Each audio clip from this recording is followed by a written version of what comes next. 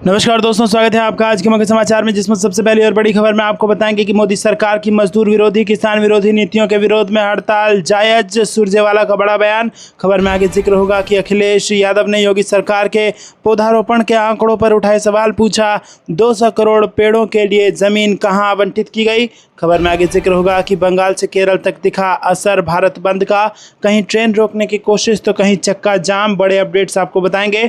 खबर में आगे जिक्र होगा कि सीएम नीतीश की गढ़ में तेजस्वी यादव की सेंधमारी। चुनाव से पहले आरजेडी में शामिल होंगे नालंदा के कई जेडीयू नेता। और इसी के साथ खबर में आगे ये भी बताएंगे कि तेजस्वी यादव के घर जुटेगी भीड़, बनेगी महागठबंधन की खास रणनीति। दोस्तों, हर एक खबर की गहराई में आपको ले जाएंगे, लेकिन उससे पहले आपसे निवेदन की वीडियो कीजिए लाइक और चैनल को सब्सक्राइब करके बेल आइकन दबाकर कमेंट में लिखिए जय हिंद। रुक करते हैं सबसे पहली और बड़ी खबर की तरफ। मोदी सरकार की मजदूर विरोधी किसान विरोधी नीतियों के विरोध में हड़ताल जायज। सुरजेवाला का बयान। जी हां दोस्तों, अखिल भारतीय कांग्रेस कमेटी के महासचिव रणदीप सुरजेवाला ने बुधवार को कहा कि 10 केंद्रीय श्रमिक संगठनों की ओर से आहूत राष्ट्रव्यापी हड़ताल का उद्देश्य केंद्र की नरेंद्र मोदी सरकार की कथित श्रमिक विरोधी और किसान विरोधी नीतियों का विरोध करना है। सुरजेवाला ने केंद्र की भारतीय जनता पार्टी नीत सरकार से आंखें खोलने और लोगों की समस्याओं को देखने का आग्रह किया, साथ ही उस पर विकास को रोकने, नौकरियां छीनने और देश में आर्थिक अशांति पैदा करने का आरोप लगाया। सुरजेवाला ने कहा कि भाजपा सरकार पर्याप्त रोजगार देने में विफल रही है और भारत सरकार और सार्वजनिक क्षेत्र के उपक्रमों के विभिन्न विभागों में 30 लाख से अधिक रिक्तियां हैं। उदाहरण के लिए सशस्त्र बलों में लगभग 1.55 लाख रिक्तियां हैं और रेलवे में 2.5 लाख से अधिक रिक्त पद हैं। सीआरपीएफ, बीएसएफ और आईटीबीपी सहित केंद्रीय सशस्त्र पुलिस बलों में 85,000 से अधिक रिक्तियां हैं। रुक करते हैं अगली ब्रेकिंग न्यूज की तरफ। अखिलेश यादव ने योगी सरकार के पौधारोपण के आंकड़ों पर उठाए सवाल, पूछा 200 करोड़ पेड़ के लिए जमीन कहां आवंटित की गई। जहां दोस्तों, समाजवादी पार्टी के अध्यक्ष अखिलेश यादव ने उत्तर प्रदेश की योगी सरकार के वन महोत्सव अभियान के तहत इस साल 37 करोड़ पेड़ लगाने के दावे पर बुधवार को सवाल उठाते हुए इसे महज दिखावा बताया। उन्होंने कहा कि राज्य सरकार पिछले कई वर्षों में अब तक लगाए गए 200 करोड़ पेड़ों के आंकड़ों का हवाला तो देती है, लेकिन ये कभी स्पष्ट नहीं करती कि इतनी बड़ी संख्या में पेड़ों के लिए जमीन कहां आवंटित की गई है। अखिलेश यादव ने पूछा कि इटावा में हमने एक बार 1000 एकड़ जमीन पर लगभग 1.3 लाख पेड़ लगाए थे। अगर यही अनुपात है तो 200 करोड़ पेड़ों के लिए जमीन कहां है। राज्य के अभियान एक पेड़ मां के नाम पर कटाक्ष करते हुए अखिलेश यादव ने कहा कि यह प्रयास वास्तविक से ज्यादा प्रतीकात्मक लगता है। रुक करते हैं अगली ब्रेकिंग न्यूज की तरफ। बंगाल से केरल तक दिखा असर, कहीं ट्रेन रोकने की कोशिश तो कहीं चक्का जाम। बड़े अपडेट्स। जी हाँ दोस्तों, नेशनल ट्रेड यूनियन ने पूरे देश में भारत बंद का ऐलान किया है। पश्चिम बंगाल और केरल समेत कई राज्यों में बुधवार को भारत बंद का असर दिखा। केरल में चक्का जाम की कोशिश हुई और वहीं कई राज्यों में बैंक का कामकाज भी प्रभावित हुआ है। रिपोर्ट के मुताबिक इस हड़ताल में करीब 25 करोड़ कर्मचारी हिस्सा ले रहे हैं। हड़ताल का कारण सरकार का नया श्रम कानून है। देश के 10 ट्रेड यूनियन विरोधी प्रदर्शन में शामिल हैं और यहाँ पर केरल के कोयम्बटूर में तमाम बसें रोकी गई, जबकि कोझिकोड में भी भारत बंद का असर देखने को मिला। सड़कों पर पब्लिक ट्रांसपोर्ट बंद नजर आया। कोट्टायम में दुकानें और शॉपिंग मॉल बंद रहे। कोचिंग में सड़कें खाली नजर आई और यहाँ भी भारत बंद पूरी तरह से नजर आया। पश्चिम बंगाल के कोलकाता में वामपंथी दलों के यूनियन ने जादवपुर में पैदल मार्च निकाला और भारत बंद में हिस्सा लिया। जादवपुर रेलवे स्टेशन पर भी जबरदस्त हंगामा देखने को मिला। रुक करते हैं अगली ब्रेकिंग न्यूज की तरफ। सीएम नीतीश की गढ़ में तेजस्वी यादव की सेंधमारी। चुनाव से पहले आरजेडी में शामिल होंगे नालंदा के कई जेडीयू नेता। जी हाँ दोस्तों, बिहार में इस साल होने वाले विधानसभा चुनाव में अब महज कुछ ही महीने बचे हुए हैं और ऐसे में बिहार चुनाव से पहले दल बदल का खेल शुरू हो गया है। विभिन्न दलों के नेता अपने राजनीतिक भविष्य को देखते हुए पाला बदलने में लगे हैं और नवादा में जेडीयू के कई नेता आरजेडी की सदस्यता ग्रहण करेंगे। दरअसल नवादा जिला मुख्यालय स्थित आईटीआई मैदान में नेता प्रतिपक्ष तेजस्वी यादव एक बड़ी जनसभा को उन्होंने संबोधित किया और इस अवसर पर मिलन समारोह भी आयोजित किया गया, जिसमें जिले के कई वरिष्ठ जेडीयू नेता और कार्यकर्ता और आरजेडी में शामिल हो गए हैं। रुक करते हैं अगली ब्रेकिंग न्यूज की तरफ। तेजस्वी यादव के घर जुटेगी भीड़, बनेगी महागठबंधन की खास रणनीति। जी हां दोस्तों, बिहार चुनाव के मद्देनजर महागठबंधन ने 12 जुलाई को अहम बैठक बुलाई है और ये बैठक एक पोलो रोड स्थित आरजेडी नेता तेजस्वी यादव के आवास पर बुलाई गई है। बैठक में तेजस्वी यादव के साथ महागठबंधन में शामिल सभी पार्टियों के बड़े नेता शामिल होंगे और इस बैठक में महागठबंधन के सभी कमेटी के लोग अपना अपना प्रपोजल राज्य के प्रमुख विपक्षी नेता तेजस्वी यादव के सामने रखेंगे। आगामी चुनाव को लेकर सभी कमेटी ने अपना प्रपोजल तैयार किया है कि एनडीए के घटक दल में शामिल पार्टियों को कैसे मात दी जाए। इसके साथ ही चुनाव अभियान से लेकर मीडिया के बीच कैसे अपनी बात को मजबूती से रखा जाए, चुनाव से जुड़ी इन्हीं तैयारियों को लेकर कमेटी ने रणनीति तैयार की है। इससे पहले भी सीट शेयरिंग सहित अन्य मुद्दों को लेकर महागठबंधन की पहले भी कई बार मीटिंग हुई है और राज्य में विधानसभा चुनाव को देखते हुए सभी पार्टियां तोड़ जोड़ में लगी हुई है और एक दूसरे को अलग अलग मुद्दे को लेकर घेर भी रही है। रुक करते हैं ब्रेकिंग न्यूज़ की तरफ। वन अधिकार कानून को कमजोर करने की साजिश कर रही है छत्तीसगढ़ की भाजपा सरकार, कांग्रेस का बयान। जी हाँ दोस्तों, आपको बता दें कि कांग्रेस ने बुधवार को आरोप लगाया कि छत्तीसगढ़ में भारतीय जनता पार्टी की सरकार संस्थागत तरीके से वन अधिकार अधिनियम 2006 को कमजोर करने की साजिश कर रही है। पार्टी महासचिव जयराम रमेश ने एक खबर का हवाला दिया और दावा किया कि छत्तीसगढ़ की सरकार के वन विभाग ने एक पत्र जारी कर खुद को नोडल एजेंसी घोषित कर लिया है। ये जो सीधा सीधा आदिवासी समुदाय के कानूनी अधिकारों तथा लोकतांत्रिक ढांचे पर हमला है। पूर्व पर्यावरण मंत्री रमेश ने एक्स पर पोस्ट किया कि छत्तीसगढ़ की भाजपा सरकार संस्थागत तरीके से वन अधिकार अधिनियम 2006 को कमजोर करने की साजिश कर रही है। वन अधिकार अधिनियम को आदिवासी और जंगलों में रहने वाले समुदायों के खिलाफ हुए ऐतिहासिक अन्यायों को सुधारने के उद्देश्य से लाया गया था। रुक करते हैं अगली ब्रेकिंग न्यूज़ की तरफ। बिहार में चुनाव की चोरी की कोशिश हो रही है, मतदाता पुनरीक्षण पर पटना में बोले राहुल गांधी। जी हाँ दोस्तों, बिहार विधानसभा चुनाव से पहले चुनाव आयोग यहां विशेष मतदाता पुनरीक्षण करवा रहा है, लेकिन विपक्ष इस मुद्दे पर बेफरा हुआ है और इस पुनरीक्षण के खिलाफ महागठबंधन के नेताओं ने बिहार बंद बुलाया। बिहार बंद को धार देने के लिए कांग्रेस सांसद राहुल गांधी भी पटना आए। राहुल गांधी ने पटना में मार्च में हिस्सा लिया और शहीद स्मारक चौक के पास कार्यकर्ताओं को संबोधित करते हुए चुनाव आयोग पर जमकर बरसे। राहुल गांधी ने आरोप लगाया कि महाराष्ट्र और हरियाणा के चुनाव में वोटों की लूट हुई है और उन्होंने कहा कि बिहार में चुनाव की चोरी की कोशिश हो रही है। दोस्तों, आपको बता दें कि पटना में राहुल गांधी ने कहा कि महाराष्ट्र हरियाणा में वोट की लूट हुई, हरियाणा चुनाव में गड़बड़ी हुई, जहां वोट बढ़े वहां बीजेपी जीती। राहुल गांधी ने कहा कि महाराष्ट्र में गरीबों का वोट काटकर बीजेपी जीती है और महाराष्ट्र में सभी नए वोट बीजेपी को मिले हैं। इसके बाद कांग्रेस सांसद ने कहा कि मैं बिहार की जनता को कह रहा हूं कि महाराष्ट्र का चुनाव चोरी किया गया है, वैसे ही बिहार का चुनाव चोरी करने की कोशिश की जा रही है। उन्हें पता लग गया है कि हमने महाराष्ट्र मॉडल समझ लिया है, इसीलिए वो नया बिहार मॉडल लाए हैं। ये गरीबों के वोट छीनने का तरीका है। पटना में संबोधन के दौरान राहुल गांधी के हाथ में संविधान की किताब भी थी और राहुल गांधी ने कहा कि संविधान में लिखा है कि हिंदुस्तान के हर नागरिक को एक वोट का अधिकार मिलना चाहिए। चुनाव आयोग पर निशाना साधते हुए राहुल गांधी ने कहा है कि कुछ समय पहले हमारे लोग इलेक्शन कमिश्नर से जाकर मिले थे। हालांकि मैं नहीं गया था क्योंकि मैं नहीं था, लेकिन मैंने उनसे पूछा कि आपको क्या लगा, और सभी ने कहा कि चुनाव आयुक्त बीजेपी और आरएसएस जैसे बात कर रहे हैं। वो भूल रहे हैं कि वो किसी राजनीतिक पार्टी के नहीं हैं, वो हिंदुस्तान के इलेक्शन कमिश्नर हैं और उनका काम संविधान की रक्षा करना है। रुक करते हैं अगली ब्रेकिंग न्यूज़ की तरफ। महाराष्ट्र चुनाव में धांधली की गई, अब बिहार में दोहराने की कोशिश, हम ऐसा नहीं होने देंगे, राहुल गांधी का बयान। जी हाँ दोस्तों, कांग्रेस नेता राहुल गांधी ने बुधवार को पटना में मतदाता पुनरीक्षण के खिलाफ इंडिया गठबंधन के प्रदर्शन के दौरान आरोप लगाया कि 2024 के महाराष्ट्र विधानसभा चुनाव में बीजेपी को लाभ पहुंचाने के लिए धांधली की गई और बीजेपी सरकार इस साल के अंत में होने वाले बिहार चुनाव में भी ऐसा करना चाहती है, लेकिन हम ऐसा नहीं होने देंगे। राहुल गांधी ने बिहार में मतदाता सूची के विशेष गहन पुनरीक्षण के खिलाफ पटना में निर्वाचन आयोग के कार्यालय तक विरोध मार्च के दौरान इंडिया गठबंधन के कार्यकर्ताओं को संबोधित करते हुए कहा कि महाराष्ट्र विधानसभा चुनावों में बीजेपी और एनडीए को लाभ पहुंचाने के लिए धांधली की गई थी और वो बिहार में भी इसे दोहराना चाहते हैं, जो हम नहीं होने देंगे। इसके साथ उन्होंने आरोप लगाया कि बिहार में विशेष गहन पुनरीक्षण मतदाता सूची में हेराफेरी करने के महाराष्ट्र मॉडल का विस्तार है और इससे न केवल लोगों के वोट देने के अधिकार को बल्कि उनके पूरे भविष्य को हथिया लिया जाएगा। उन्होंने कहा कि निर्वाचन आयोग को संविधान की रक्षा करनी चाहिए। वो बीजेपी के निर्देशों पर काम कर रहे हैं और इन निर्वाचन आयुक्तों को बीजेपी ने ही नामित किया है। मतदाता सूची का विशेष गहन पुनरीक्षण चुनावी चोरी का एक प्रयास है और हम निर्वाचन आयोग को मतदाताओं, खासकर युवाओं के मतदान के अधिकार छीनने नहीं देंगे।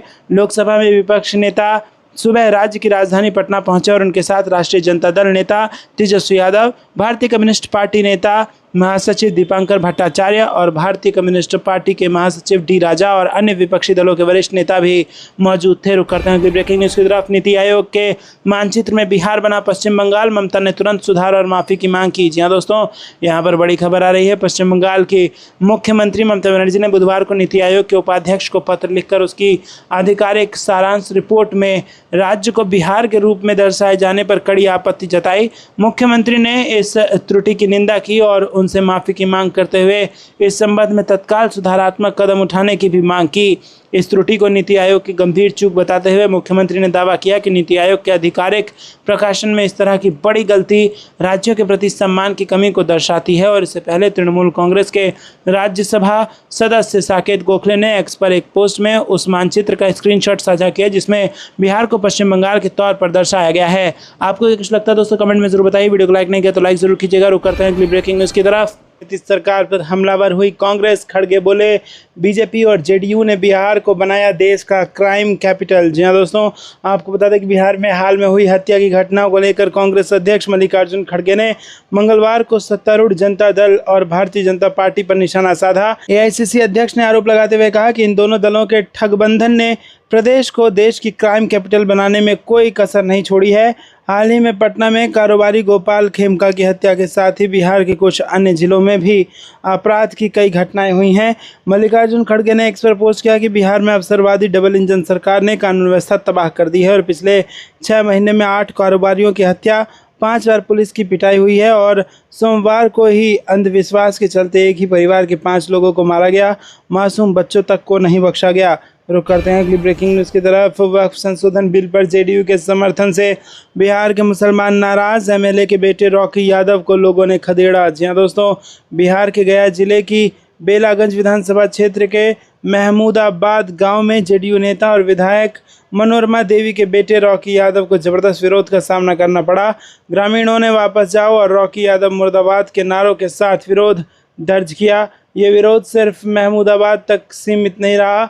महमूदाबाद सहित कुल 5 गाँव में रॉकी यादव को जनता के आक्रोश का सामना करना पड़ा और इसका मुख्य कारण है लोकसभा में वक्फ संशोधन कानून पर जेडीयू द्वारा दिया गया समर्थन, जिससे स्थानीय मुस्लिम समुदाय में गहरा असंतोष है। स्थानीय लोगों का कहना है कि ये संशोधन मस्जिद, मदरसा, कब्रिस्तान और खानकाहों के अस्तित्व पर सीधा हमला है। रुक करते हैं अगली ब्रेकिंग न्यूज़ की तरफ। भारत बंद की तैयारी, 25 करोड़ कर्मचारी करेंगे हड़ताल, कई सेवाओं पर पड़ सकता है असर। जी दोस्तों, बुधवार को बड़े स्तर पर भारत बंद की तैयारी है। अनुमान है कि इस बंद में बैंकिंग, इंश्योरेंस, पोस्टल सेवा समेत विभिन्न क्षेत्रों के 25 करोड़ से ज़्यादा कर्मचारी शामिल हो सकते हैं।